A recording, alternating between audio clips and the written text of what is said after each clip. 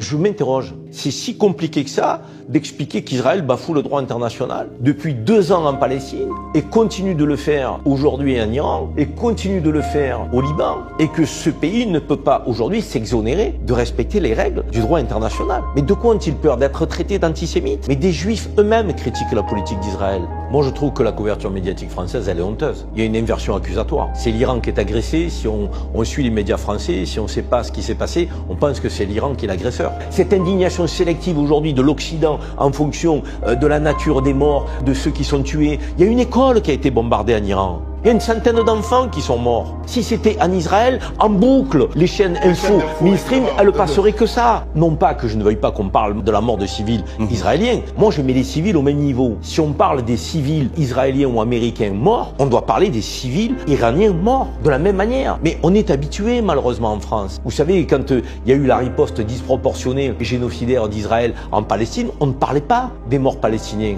L'Iran a subi une agression. C'est comme ça qu'est partie la guerre, en dehors de tout respect du droit international. C'est ça qu'on devrait marteler dans les médias français. Or, on martèle pas ça. On parle de la riposte de l'Iran qui frapperait les pays du Moyen-Orient. Mais la riposte de l'Iran, elle est née de quoi? Elle est née de l'agression américano-israélienne. On peut dire ce qu'on veut, mais ils ont frappé que des zones militaires, les Iraniens. Encore une fois, contrairement aux Israéliens qui ont tué des enfants dans une école.